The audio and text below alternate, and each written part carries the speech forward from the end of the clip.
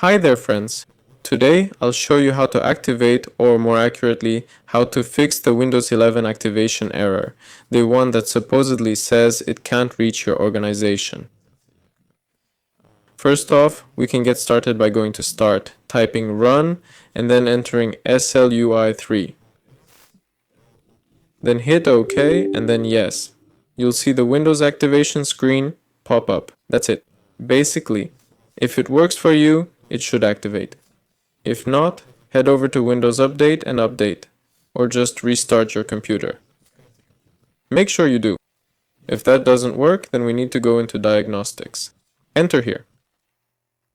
Go to Diagnostic Settings, Troubleshooting Settings, and then More Troubleshooting Options.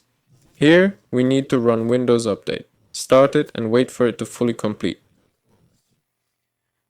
So after that, there's another option. Open the command prompt or CMD and type sfc scan now.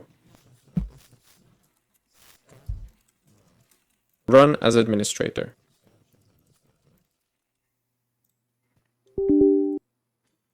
Enter here sfc scan now, press enter and the system will begin scanning. Wait for it to finish completely.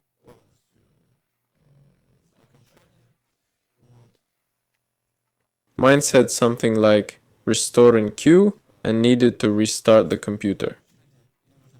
If you get the same message, restart your computer and try it again. That's all. This was Elor. Goodbye everyone.